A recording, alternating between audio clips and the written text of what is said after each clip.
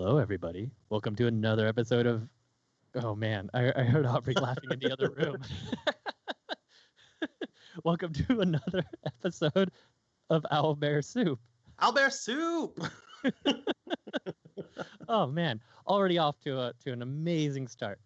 Intros are hard. It's fine. Intros are hard. Intros and outros are hard. It's the rambling endlessly in the middle that we're both good at. So, Rich, how was your week? It's been pretty good. Okay, here's my pitch. Are you ready? I've been working on this one. We go. Welcome to Owlbear Soup, and then we start singing Shoop, but we call it soup. You know that we just go. How's that? Is that? Yeah, sure. I'm wondering about our ability to harmonize. I feel like we both fall maybe in a similar range. Yeah. So I don't know, like if it's. I don't know how harmonies work. I'm just making. We won't have those dynamics. Yeah. Okay. Other than just thinking about that for the last 5 minutes,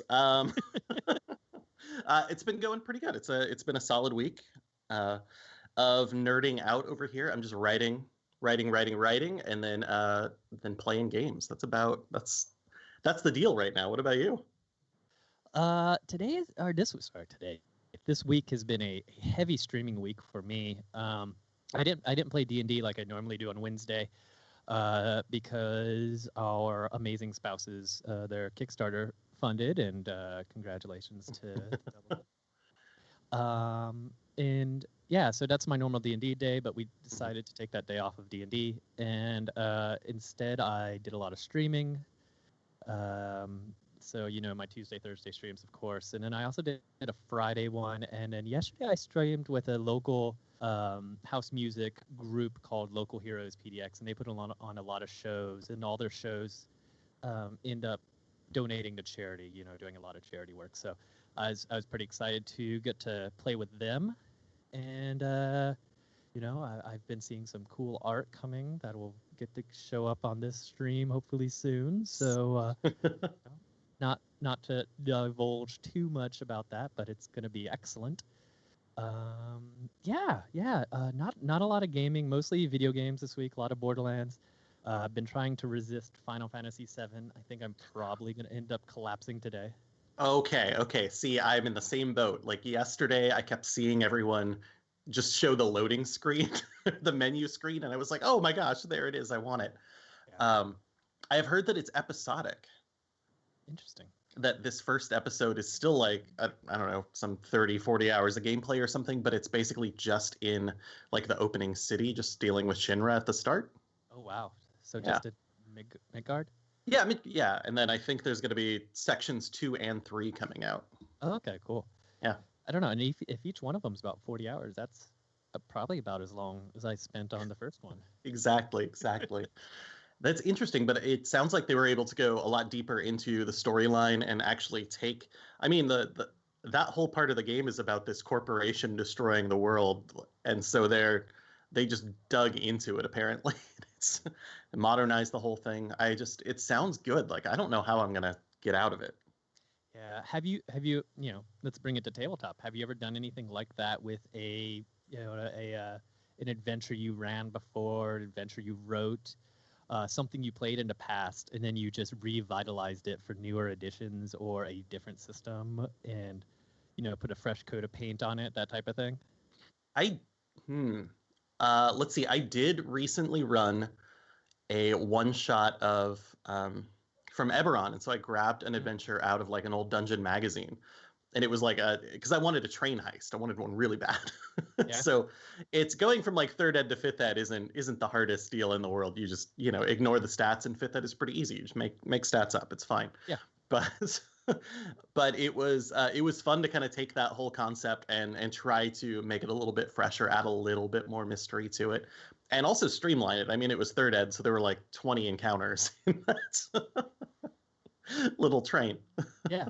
I've done that so far, except this edition. I haven't done it, but I have played Temple of Elemental Evil in every edition, and I have played Return to the Temple of Elemental Evil. I never actually played it 3.5. I bought it for 3.5, but then I converted it down to 2nd edition, and then and then I played it in second edition and fourth edition. So maybe that's what I need to do is I need to revise that for. Well, I mean they did a Temple of Elemental Evil, but kind of revised a second edition and then maybe compare it to their new version and slap a new coat of paint on it and take it for a test drive fifth edition, Yeah. see how that rolls out. That's what I was curious about. I mean, they've published that one in every edition, so Yeah, I've never done a comparison. Yeah, well, yeah, yeah, I'll have to now. That's what I'm gonna do. I want to dig into that. I just want to know which one's best. Exactly. Yeah, it's just I've always loved that initial encounter whenever you reach the moat house, where it's it's not bullywugs, but it's giant toads that always eat the halfling creature, right? It's like there's always a gnome, there's always a halfling, and one of them always gets eaten, right? They don't die necessarily, but they end up inside the frog, and I'm pretty into it. That's a good memory to have of an adventure, I think. I think that's a lot of fun. It's definitely one of those adventures that I like replaying so much because I don't, in looking at it through rose-colored goggles, like I don't necessarily know that it's a great adventure. It's an iconic adventure. It's one of the first adventures I ran from published works. It's one of the first adventures I played from published works. So it's gotten to this area in my head where it's like, oh well, this is the story that I like retelling. Yeah, that makes a lot of sense. I think especially if you play published things not as often, they get this, this pedestal. They are like, ooh, that's the one. That's how a pro does it. That's certainly how it was for me when I was a younger DM. Right. Yeah. And I love it. I love having those like, ooh, this is really good. Like my stuff's pretty good. It's pretty good, but wow. Yeah. Let's play that again. That was That is interesting. I have recently been writing. So for my detective adventures, one of them in Pathfinder Society, did you ever play a scenario called the Black Rose Wedding? Yes, I think so. Well, I played I didn't play a lot, but I played a wedding scenario, and you kind of had to go wander around and talk to a bunch of people and right. Yep. Type of stuff. That is the one of all of like the Pathfinder scenarios. That one is really called to me because it's a social sandbox kind of. I mean, there are some plot elements woven into it, but it's your opportunity to do an investigation sandbox style. And I've been trying to write something similar. Well, I have written something similar. And so that was an idea, like trying to take that and refresh it and give people a little bit more, more options. So it's not just you talk to some people and then the next thing happens, but it's you talk to some people and then you get a lead. You might head this way or you might head this way, and all like collapsing down to our final encounter. So that is an example, I think, of kind of that idea you're talking about, just trying to revitalize something. It's just tough. Yeah.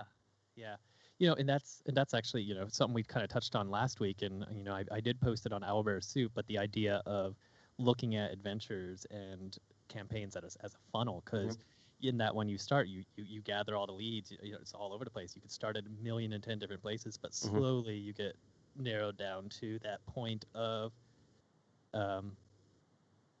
conclusion, I guess. Yeah. It's tough, and especially because you might decide not to talk to one of those characters, and then if they know something important, like where else do you get that? How do you need that? Is it important? Can you just move on? Yeah, I think that's the complexity of writing mystery in Dungeons and Dragons. Tell me about it. Yeah, here, let me tell you all about how to write detective stories in Dungeons and Dragons, with all my successful Kickstarters under my belt. I mean, you should write one. It's fun. It's a lot of fun. Because there's a lot of, the first one that I play tested, immediately all the players did something I did not expect, and I was like, oh, that's very reasonable, actually. I need to have an answer for that. And so I had to add a few paragraphs. In case you do this thing, here you go. So all these adventures are super long because there's just a bunch of what if you follow this lead? What do you learn? I don't know, what does that room look like a little bit? Just enough description that a DM doesn't need to 100% make it up. Right. Because, you might. You might, yeah. That's it. And when you're writing, at least when I wrote adventures, you want to make sure that the DM who just picks this up and does it a cold read of it, because most people will, at least I did organized playwriting. Mhm. Most people will sit down, and that may be the first time, even as the DM, they get to see that adventure. Mhm. So you have to take that, which is a different thing to keep in mind whenever you're writing for organized play than maybe just normal DM's Guild stuff. But I still think I would approach it the same way. Mhm. Like, I've seen some the cold.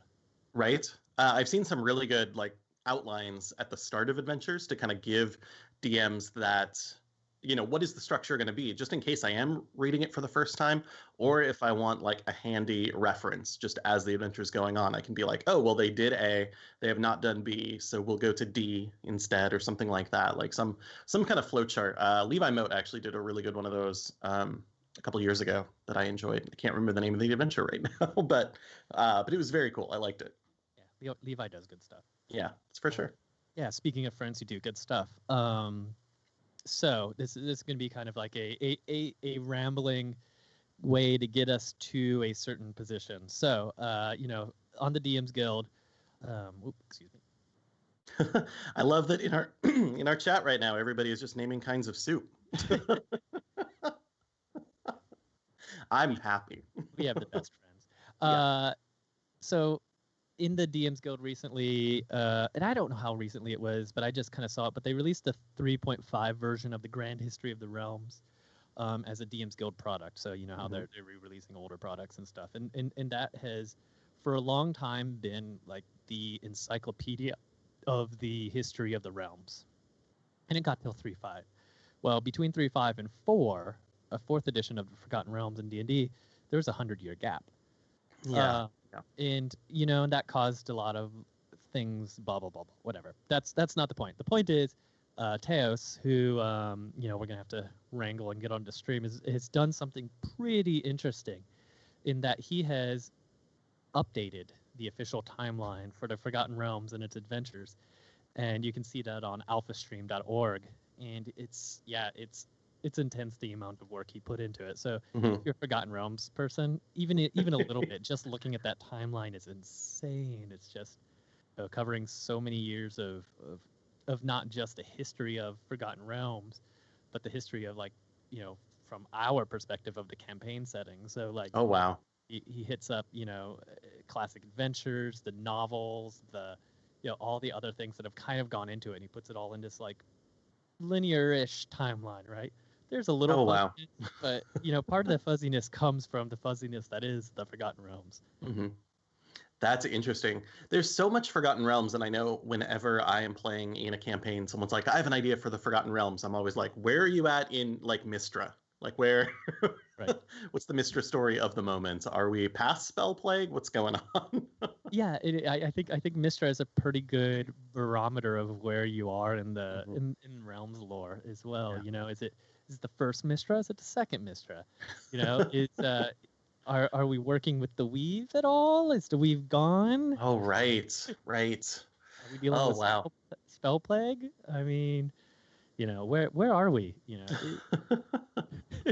I grew up reading those books, and so I'm curious if they've just updated those books for the new timeline. What's Kellenbor up to now? Exactly, right? Yeah. I mean, Jonathan brings up a good point. He says, I always found the Forgotten Realms a little intimidating because of the depth. Yeah, no, Forgotten Realms is deep. And that's actually why, for me, why I keep going back there. For me, I like having that encyclopedic reference of, oh God, what is the name? Candlekeep, right? Like going to Candlekeep and being like, all right, so I'm doing this adventure into Forgotten Realms, and I want to get to this point. How do I get there? And I start looking up things, and I dive down to Forgotten Realms wiki, and I just find random things that inspire me to bring that into my game. And having that much history and that much lore really helps me visualize it. Whereas, sure, I could do that with other settings, and I could just look at other settings and pull that into my settings. But there's something about that history that is very appealing to me as a both player and a DM. That makes sense. It's a reason that I enjoy Eberron specifically, because there's also that huge wide world, and I really really enjoy that. I think for me the difference is Eberron has these huge like organizations, but I don't know the characters in them specifically. Forgotten Realms is always like, I don't know, what's Elminster up to these days? Like, where, if I'm saving stuff over here, is he like nearby? Do we get to hang out later? Right. Like we were playing Dragon Heist and Volo's just right there. There. And that's either a moment where you're like, yes, Volo, or it's like, wait, who? Yeah. It's interesting. It's a weird world. I actually played that up a little bit in our Dragon Heist because some people were familiar with Volo, and I was like, if you as a player are familiar with Volo, your character is probably familiar with Volo. If you as a player have no clue who this buffoon is, he's just a buffoon, right? And you kind of played it up like that. And they will be meeting other iconic characters as it goes on. And for me, once again, that adds to the color of the campaign because for these players who have never met these characters, they're getting my spin on the characters, but they're now familiar with these characters that they see referenced. You said Elminster, they're dealing with Hallister right now, right? They've met Volo. There's a certain swarthy drow who's floating around who they haven't actually met, identified yet, something like that. So, for me, I think it's fun to play with those characters. That's fair. I can also see the other end where, in Eberron, where you're right, there are a bunch of, there's names there, but the names aren't as important as the organizations and that reference to the organizations. Right. So it ends up being kind of a different thing, but I'm definitely a fan of organizations and how they can be like political and influence things. And Forgotten Realms, of course, has those as well. I mean, not ignoring the Harpers or anything, but I feel like it creates this different level of play, and it feels like less depth, even though there is probably just as much depth. Yeah. Well, and I think there is, and and this is why I have a hard time playing homebrew. Like homebrew campaigns or running a homebrew campaign even. I like having that history. Like before I ran Forgotten Realms, I was running Carthoon, which is Brian Patterson's campaign setting, and it was great. I think it'd be a little ways till I ran another one in Carthoon because I want more history.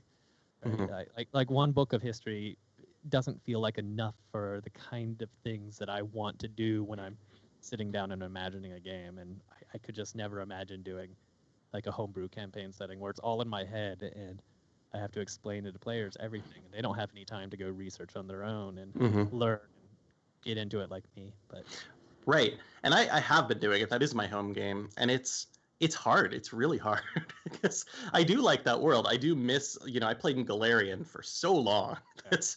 Pathfinder is just a perfect home, and I just knew all these things. But now in this world, it's like, well, how do I keep things constrained enough that no one needs to go to this new continent? I don't have to think about that, But it also means that our players are really focused on just like, what are we doing like right now? Where can I go right now? Can you remind me of the important people around here? Because I just need that real quick. And it ends up being a difficult task. And I think it lends itself in a lot of ways to this very like simple adventure style, but it doesn't give you that deep, like immersive quality that I often want out of a role-playing game. If I just want to hit stuff with a sword, I can do it, no problem. But you're right, that deep lore that Forgotten Realms has is intimidating, but it is also like it's just an amazing world. Yeah, I love it. That's where most of my campaigns start. They tend to drift off into Sigil and such at some point, which is another great thing about Forgotten Realms.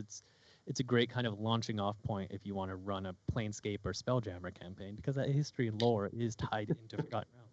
Yeah, that's true. And that's right, Spelljammer confirmed. Hold on, what? Did we just drop that? Did we get that? Heard it here first on Owlbear Soup. Yeah, I love that anytime somebody says, Jeremy Crawford or something tweets, and there's some kind of subtle reference to anything a little weird, they're like, oh, Spelljammer confirmed. Spelljammer confirmed. You've got a ship with wings. Yes. Let's see, you mentioned the DM's Guild. There is, I know that there are some people actually making a Candlekeep source book right now, like just going deep into it. A part of the Forgotten Realms that I'm always comfortable in, because it's like, oh, the Sword Coast. It's just, we can adventure here, and I don't need to know, a ton of extra stuff. But actually, there's so much; it's ridiculous. So that should be coming out soon. I was actually just searching for it since you mentioned it. I've seen it rumored. I don't think it's out just yet. Yeah, Ed Greenwood's working on it. Teos is working on it. A bunch of people, a bunch of really cool names are working on it. I think MT Black is one of the writers too. That makes sense. Yeah. But he does a lot of great stuff there. Yeah, I'm super excited about Candlekeep. It should be a lot of fun. Good. I was thinking about the DM's Guild this week because quite a few things have been coming out on it that I'm excited by.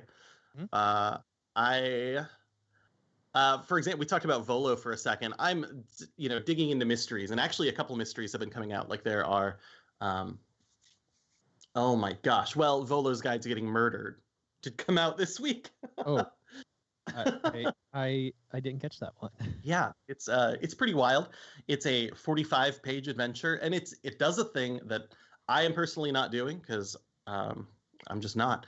But it's allowing replayability through randomness. I know, like Dragon Heist has some of that in there as well, but the whole idea is you are trying to discover who wants to kill Volo at this big, huge, ridiculous party in the Walking Man statue. Is that what it is? Walking Man? Okay. Yeah. So in Waterdeep, there's 4 giant statues that protect Waterdeep from specifically dragons, but incursions of other armies. And I believe there's only like one person who has the access to command them or something like that, and they haven't moved in hundreds of years. Oh, okay. Background that would probably be in that adventure that I haven't read yet. If it's referring to those, I don't remember one being a walking man, but that doesn't mean that. Okay. I just remember there's a globe, and then there's this sword one. Oh, nice. There's 4 of them, but I don't remember them all. That's okay. Apparently they are inside this statue. So I've seen the maps that are very much like, here's like the stomach, and it's kind of wide, and then here's a narrow, here's a thicker, it's kind of interesting. And the whole deal is you're trying to figure out which of these suspects did it. And it is kind of procedurally generated so that you could go back in and play it again, and it would be someone different the next time. But I do love that kind of story. There's tons of things to find, tons of secrets to kind of lead you to this specific potential murderer. But I do love seeing investigations, so that's one I'm going to be picking up and reading through just to see how they go about it. There have been a few like that, and there are, investigation is just tough. Sometimes it hits really well. Sometimes it doesn't. Sometimes it's too easy. That's a problem. Yeah, for investigations, I always use a variation on skill challenges from 4th edition. I'm really bad at coming up with all the clues that would lead adventurers to stuff. So yeah, there's a little bit of role play and hand waving that happens with variations on skill challenges. So I hear that. I've done plenty of those because they work out. That's a good system. I've always been happy to see skill challenges or long-term skills happen, and I'm always sad when they don't show up in a system. Right? It's just a cool way to do a lot of things that are not just combat. I'm always excited about any way to enhance not combat in D&D. Yeah, I mean, I like combat. I like dungeon crawls. My party's doing a fair amount of that right now since turned to Dungeon and Mad Mage. But yeah, having some more options than just like, oh look, there's monsters, let's beat them. Yeah, you got to discover some stuff. What else? Speaking, let's do monsters. Did you take a look at legendary creatures? I did not. Tell me about legendary creatures. Legendary creatures. Oh, sorry. The legendary bestiary is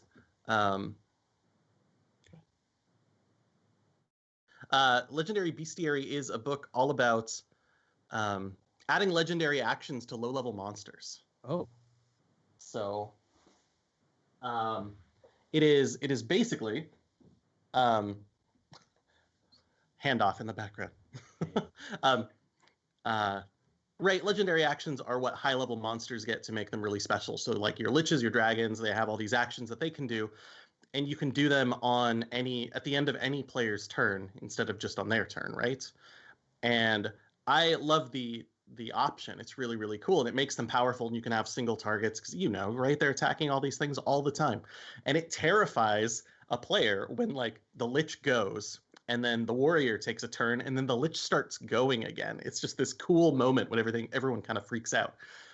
There was a book on DM's Guild like a couple of years ago, and it was about like the whole premise of the book was, hey, give your goblins one legendary action. Like that's a boss goblin. And so they can take an extra attack, out of sequence or something, or they can dash once to get them into a new position. The book that has just come out, The Legendary Bestiary, is going through the monster manual, taking a look at tons and tons of monsters and giving them each 3 unique legendary actions you could choose from. Oh, wow. So like for ghouls, one of them is consume flesh. So you use a legendary action, you eat a portion of a corpse that's nearby, you regain a d8 hit points. Or you spew a wretchling and like a crawling claw comes out and starts joining into the combat. And it's a very cool book because there are all these unique options. There's tons and tons of them. And it takes these monsters that we already know so well. And especially, if I throw gnolls at my party, they know everything. They know exactly what's going to happen. And these legendary actions can mix those up and make, a pretty basic combat a little bit more interesting.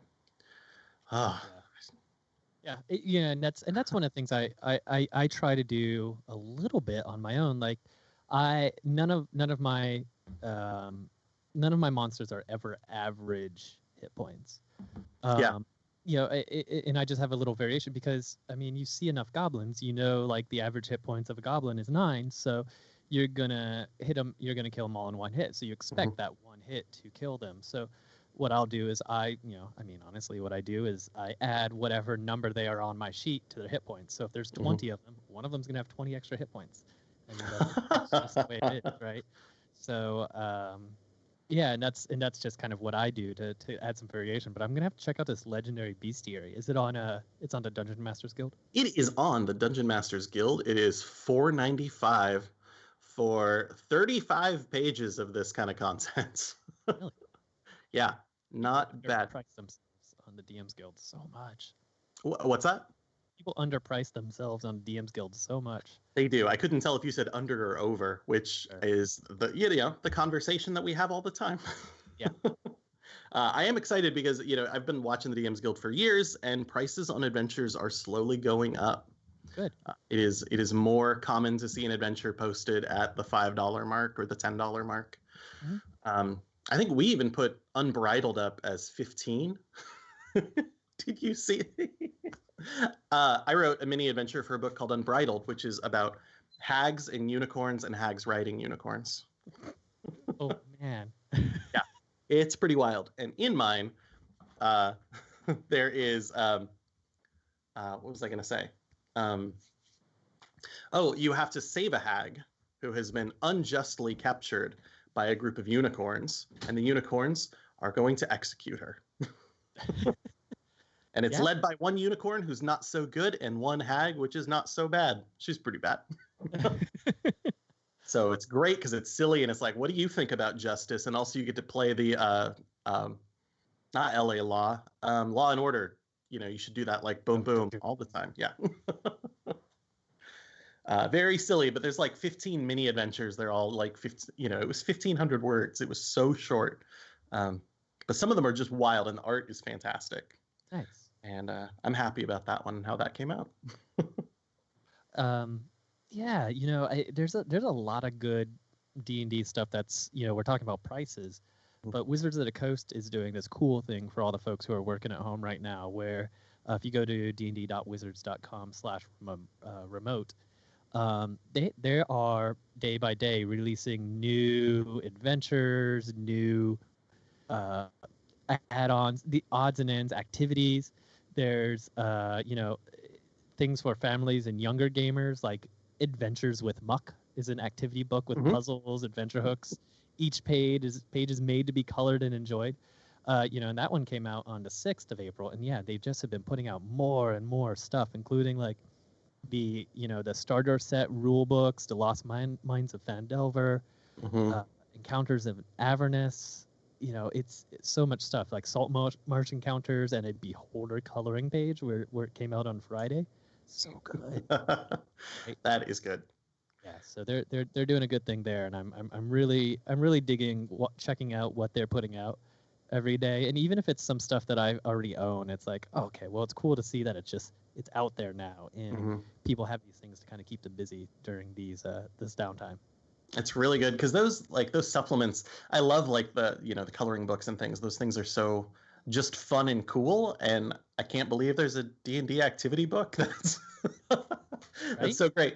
But getting those bigger supplements are very cool. New adventures, new options for adventures, things like that. Like I do want people to have this opportunity to be able to use the DM's Guild a little bit more, because there's such good stuff there, and it's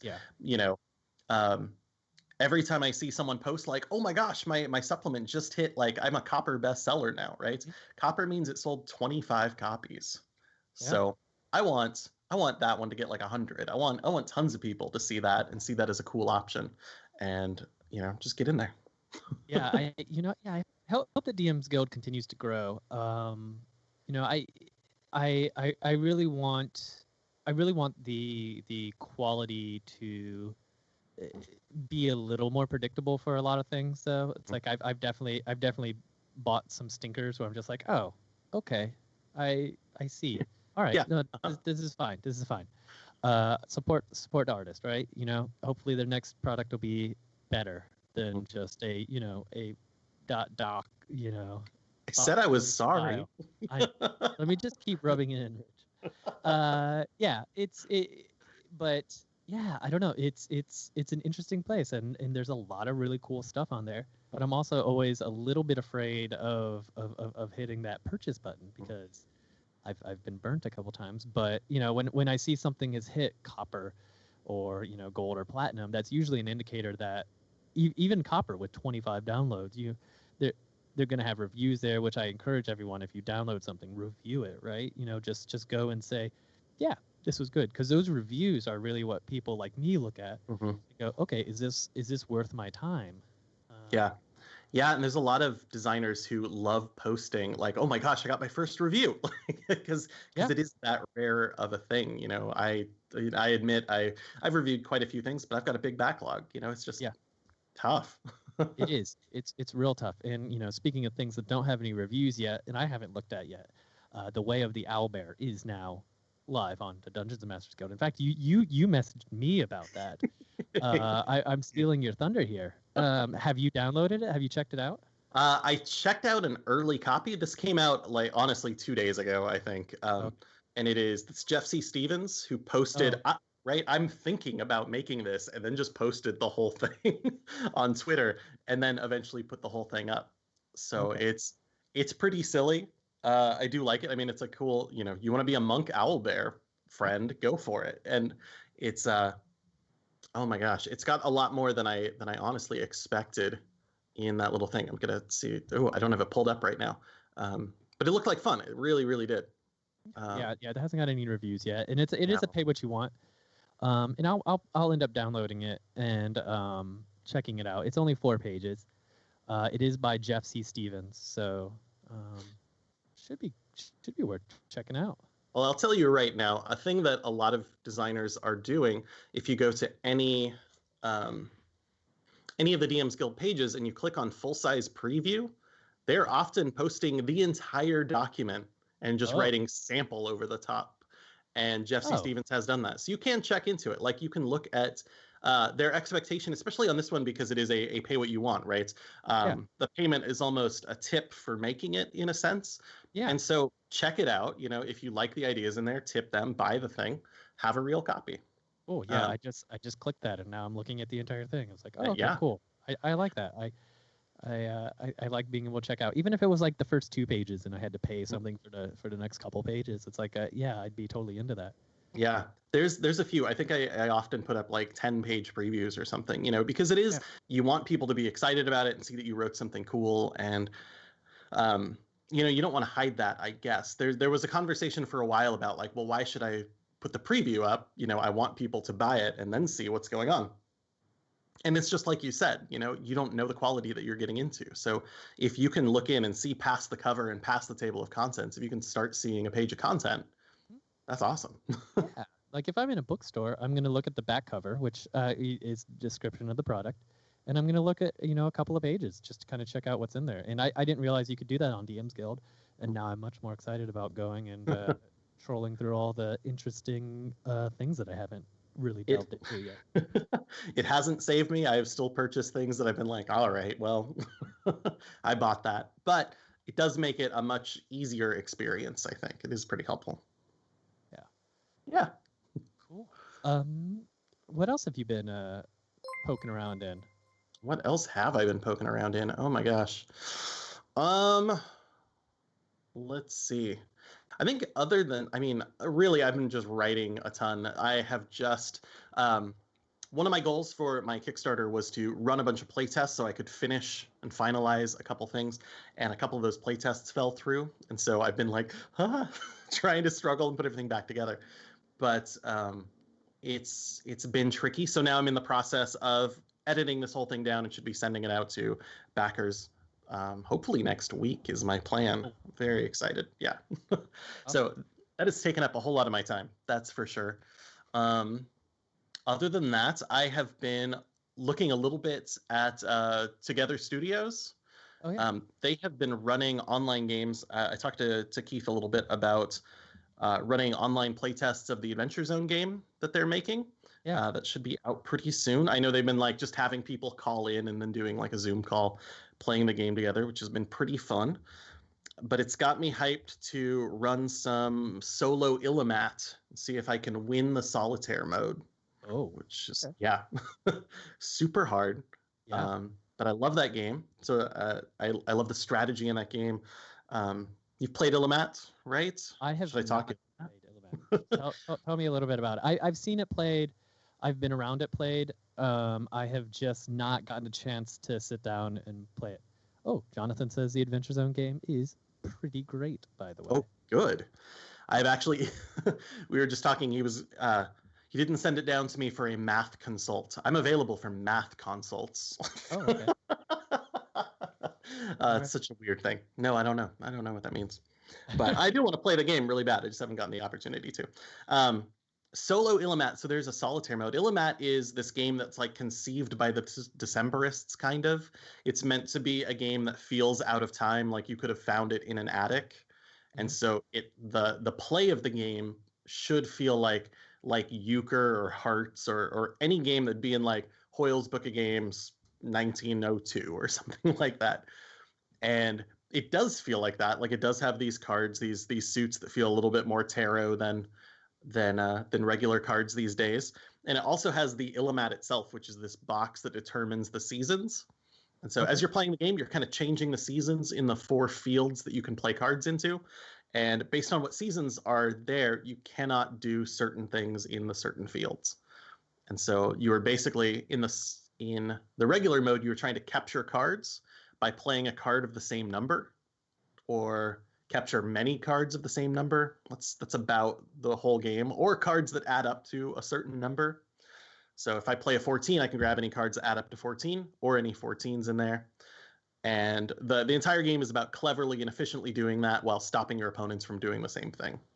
Okay. And that could be by changing the seasons or taking things they want or messing up fields. And then there are these luminaries that come out and change the rules of the game a little bit as you go.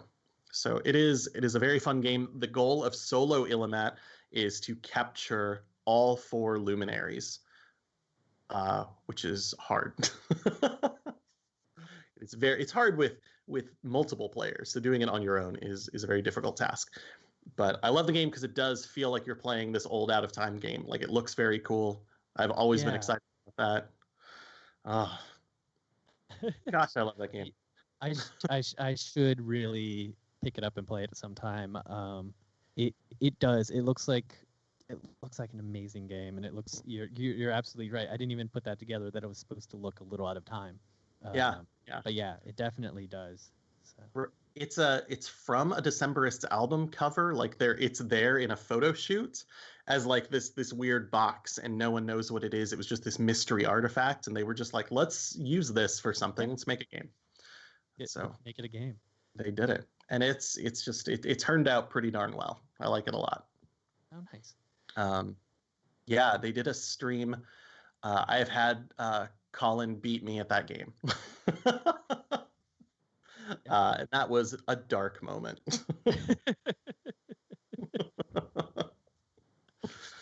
Oh man, I'm classically bad at games, so anytime I get beat, it's just another day at the gaming table. I'm glad I lost because it was like I don't know what, 2 Decemberists and the game designer and me, and I was like, I shouldn't win this game, and I'm glad that I did not. So long as Keith didn't win, I think everything's good. No, I'm pretty sure that Colin Malloy wins that game almost every time they play. Oh wow, he is strangely good at it. I mean, yeah, yeah, you know, in oh god, brain, you know, it's brain. It's been a week. The Together Studio team, they're fantastic. They're great. And you know, I guess they're still indie at this point, right? They're not big enough to be a big game designer duo, trio group. Another, you know, I like kind of highlighting some of the indie designers and the folks who are putting out really good stuff that's just without as much popular appeal. Mm-hmm.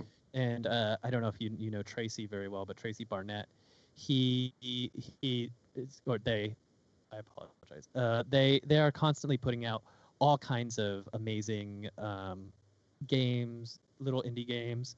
Mm-hmm. And at itch.io you can find Tracy's games, and they're currently all on sale for 25 cents each. Whoa. Yeah. So this includes, you know, School Days, which was, you know, ridiculous and a lot of fun when I played it.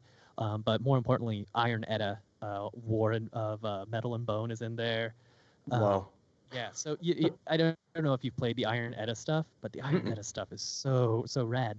I forget what the system is. But the world is just so interesting. It's kind of a, I want to say, Norse feel to it, and you control an Edda, and these Eddas are these giant robot skeletal like constructs, and you go and you battle other Eddas and other giant monsters.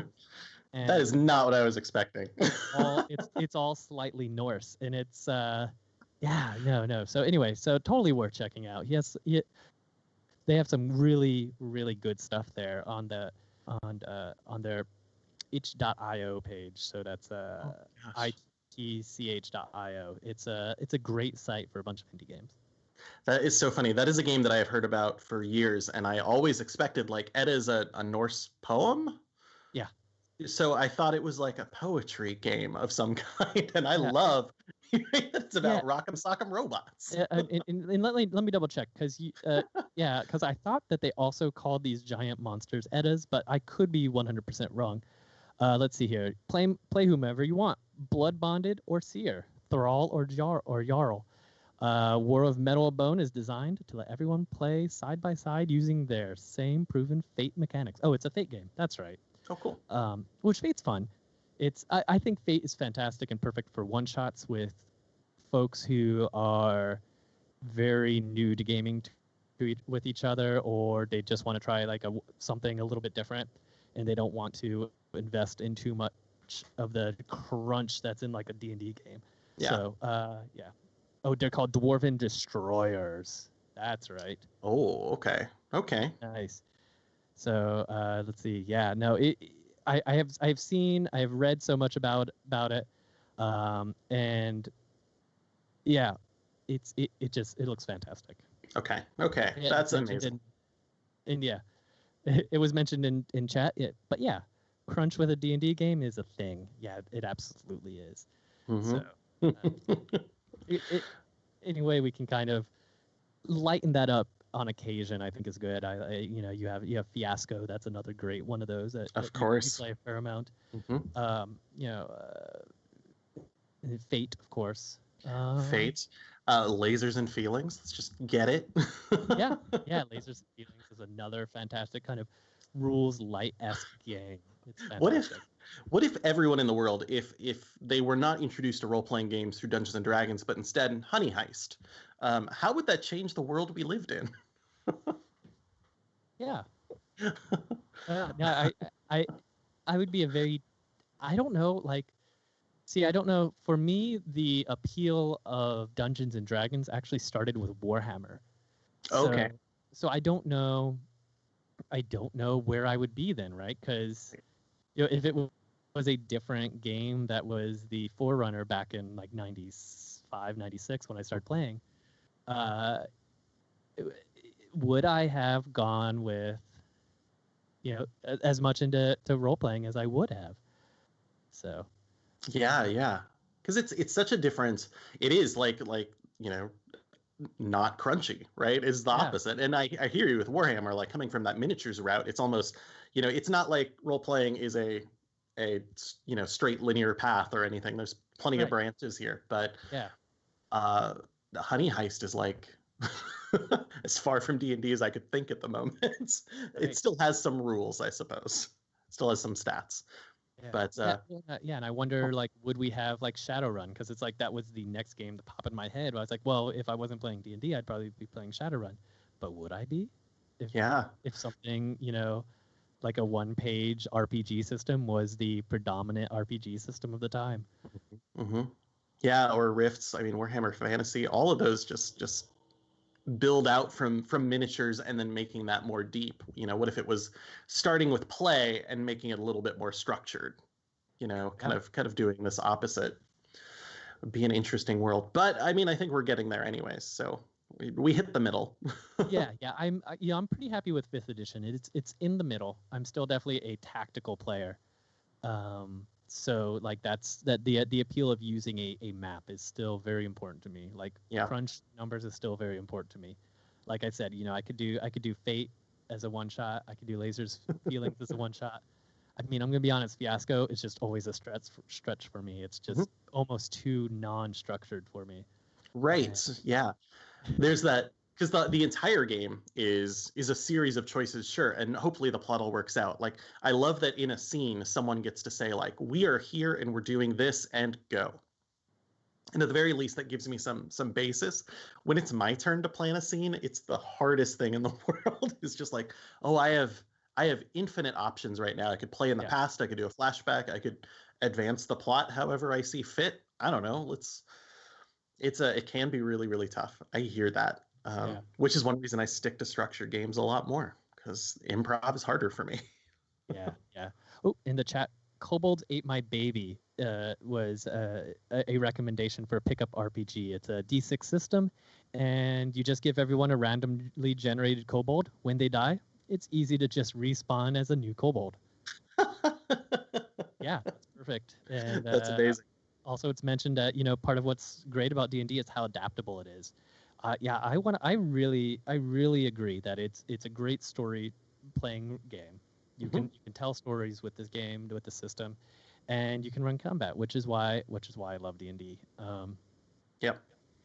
Which in my initial play of 13th Age, the person I played that game with, which is why I'm always a little bit leery of going back to that game. It took away some of the tactics, and it went very theater mind. And I don't know if that was just the way that person ran it, Yeah. or if that's just the way the game is. It's a little more ethereal. Ethereal? Yeah. Yeah. I hear that a whole lot. Right, and I think it's hard because one of the things about every role playing game is there's so many different styles out there, and as a gamer you just kind of need to know what styles you enjoy. Like I know that I love digging into the tactics. One of my favorite things to do is set traps with spells and have my next 3 turns planned so that I can minimize this battlefield. That stuff is fun. Did you ever read the oh gosh, what was it, the God Mode Guide to Wizards or something back in third ed or Oh, Pathfinder or I know there was. Are you talking about all the care op guides and stuff like that? I think so. Yeah. Yeah, like Treat Monk's Guide to. That's it. Yes. And it was totally about like how to lock down the entire battlefield and become a god by being this wizard that just rewrites the rules of combat and the DM can't stop it. Like, how do you like that? And I'm not a huge fan of like super specialization and min-maxing guides, but I certainly read them because it's fun to see what people build in a tactical, in those sorts of senses. I think they're a lot of fun. I would rather personally, like when I look at a warlock, like what kind of tactical warlock am I going to be making versus what's my cool backstory going to be that makes me, narratively unique. Both are fun, but I kind of like this one a little bit more. Yeah. During fourth ed, I spent a lot of time on the care op boards, like a lot. And I love character optimization. I gotcha. I'm with you. Yeah, character optimization boards for fourth edition. And I love that stuff. I love like the digging into the crunch, all those things, and I loved reading those guides. I love writing those guides. I love, commenting and talking about those guides. I think it's fantastic to see, because what kind of comes from those is, one, you get to see, in writing them. Let's start there. In writing them, you get to see a little bit about your personal style of play too, right? You're like, okay, well, so from a tactical sense, I think this is the most optimal choice. But then you can also, take time, say, okay, well, this is a suboptimal choice, but it could be great if you use it in this way, right? So those are the kinds of things that I like. I like theory crafting. Yeah. I come from a Warhammer background, right? That's 90% of Warhammer's theory crafting is building their amazing armies and trying to figure out, like, you're doing the Warhammer math. You're crunching all the numbers, and just to kind of optimize that, it works on my brain in a fun way. And so yeah, there's definitely been a lot of times where it's like I use those guides and I've written those guides to make the most perfectly optimal character, and then I take away a few of those options because they're just not as fun. Scale and it back. I toss in some weird stuff, right? So I'm effective, but I have some of that weird stuff too.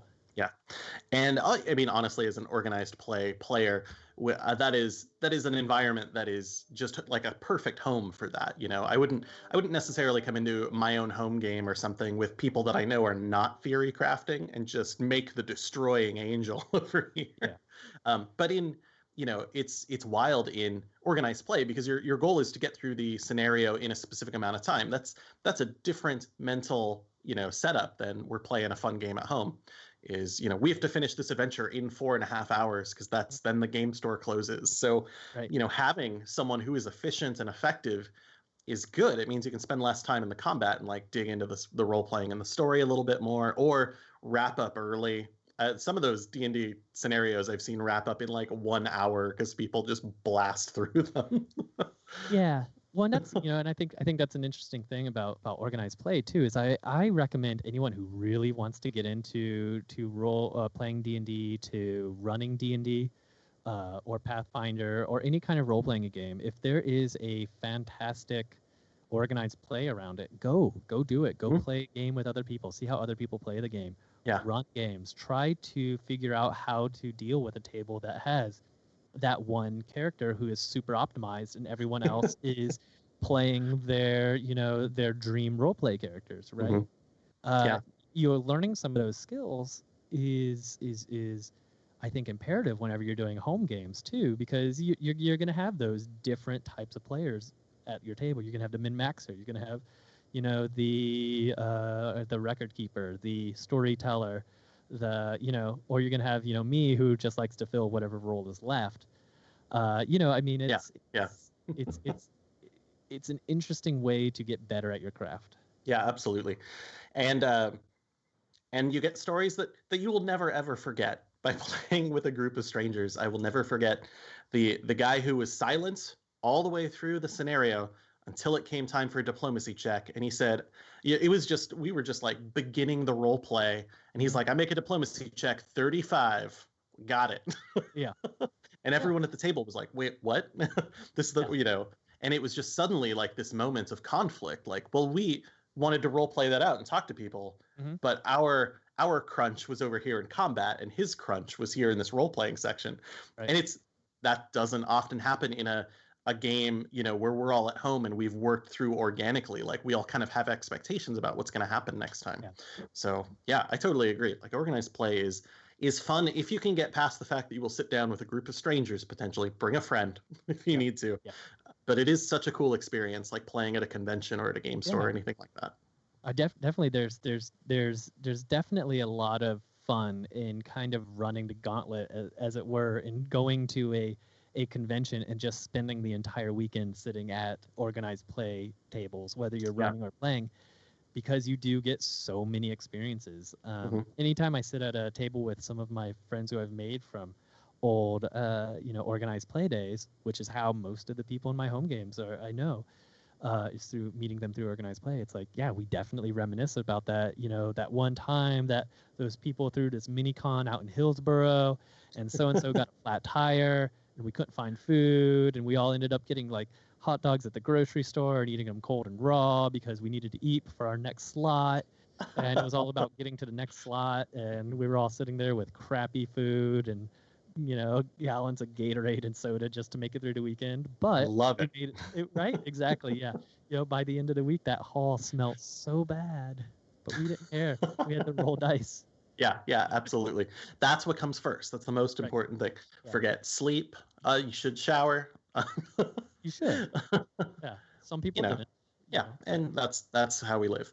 Yeah. But it's such a cool experience. Yeah, my home group, like from organized play, turned into a home group of organized players, which was like a very highly optimized campaign that we played up to like 15th level or something. And it ended up being way too difficult for the story, or like the game master, I suppose, to actually make combats that challenged us. So we just kind of hand waved the rest of it and then did the epilogue at that point.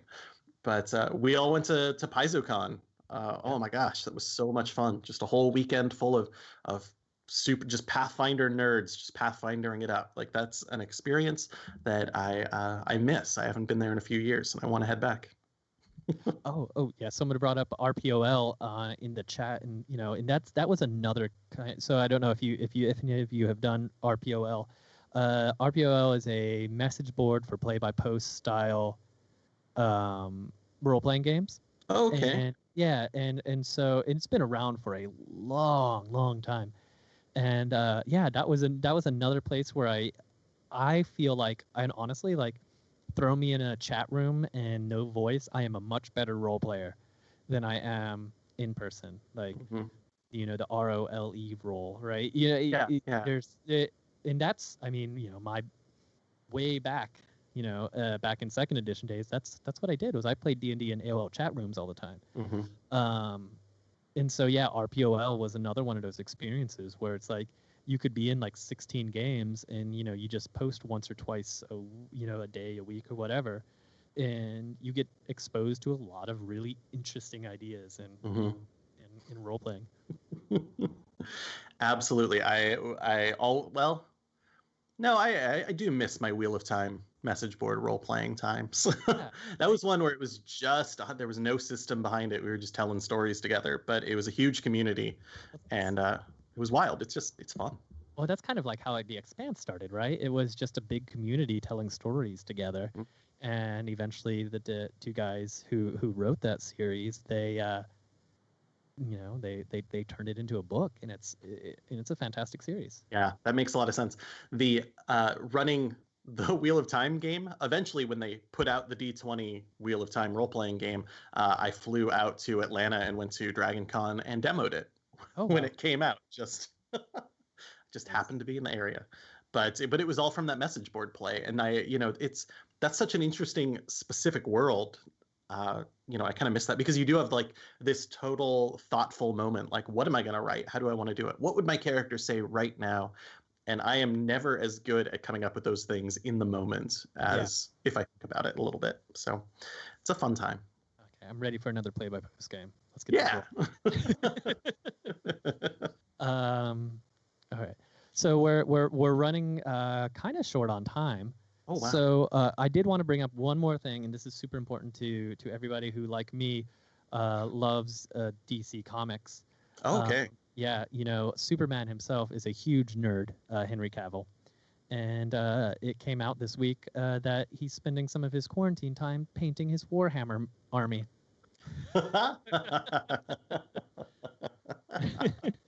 That's amazing. Oh, yeah, I totally agree. Play-by-post games can be tough to DM. Yeah. Oh, yes. Oh, my gosh. Nobody mentioned that. Absolutely. But anyway, yeah, Henry Cavill, huge geek. I love following him on Instagram. I love following him everywhere because he's always posting about, all right, I'm doing all my cardio and all my workout. It's time to go play some World of Warcraft. That's awesome. Yes. What a nerd. My favorite Henry Cavill thing is his campaign coins that he makes. I guess challenge coins. That's it. Okay. Every time he does a movie, he creates like a unique coin and he prints out a ton of copies and he gives them to the cast and crew as just like a thanks for being on the show with me. And he did one for The Witcher and he did one for The Man from U.N.C.L.E. and he did one for Superman. And it's just awesome. It's just a cool gift to give. And oh gosh, I just like that guy. Now I want to somehow figure out how to be on a production with Henry Cavill so I can get one of these sweet challenge coins. Yeah. Because challenge coins are such a weird, nerdy thing to do. Yeah. I've been parts of other nerd groups that's like that. Once you get to a certain point in that nerd group, it's like, okay, well, it's time to make our challenge coins, right? The 501st and the pirate group in the Portland area that I was part of. They all have challenge coins. Of course, they all came out like shortly after I left those groups. But what I'm saying is soon I'm going to be making Owlbear Soup challenge coins. Ooh. And by the time they're done, I'll probably be replaced. So, perfect. This is the timeline that sounds the best. Okay. So I do still owe everybody a live stream of mini painting. I was going to do it last week. Last week was a tough week. So I'm going to look at doing it this week, potentially Wednesday afternoon. I will pay attention to the various Twitters and Instagrams, and I'll give updates as soon as I get that nailed down. I'm going to paint an owlbear.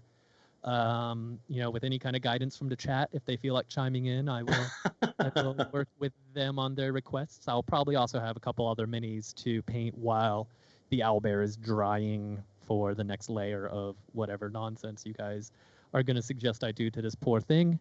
And then, yes, it will have a mustache. And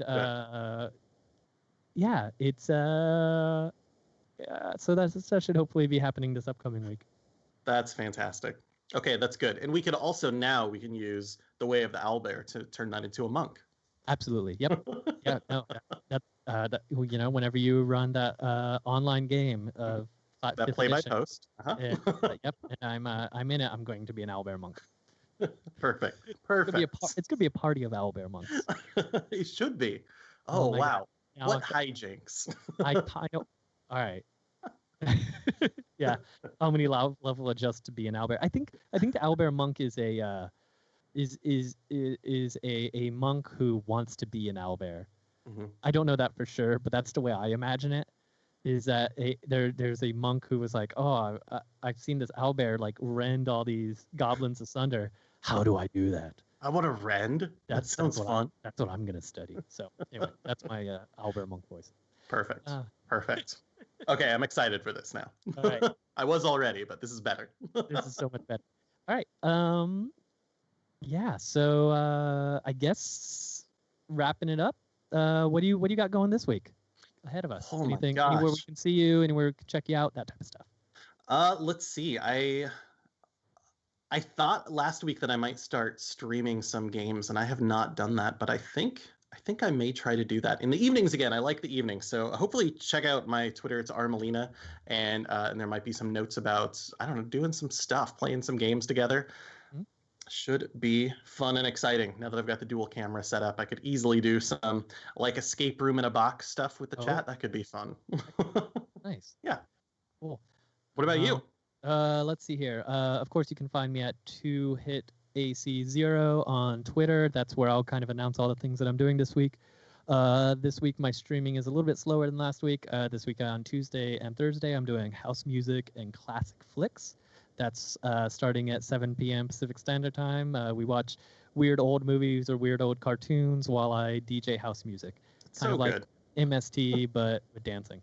And then yeah, I think that's really it this week as far as things I'm doing online until next Sunday at 11 a.m. Pacific Standard when I'm back here. Here? Running my mouth about, ostensibly tabletop gaming, but it was a pretty heavy D&D focused week this week. That's true. Yeah. We'll spread it out next time. We'll get some stuff. Or not. Or we'll talk about D&D. All right. Then you have anything else before we wrap this all up? No, but thanks to everyone in the chat for hanging out and talking about soups and owlbears and owlbear soups. All right. Well, then we'll see you all next week. Thanks again for joining. All right. Bye.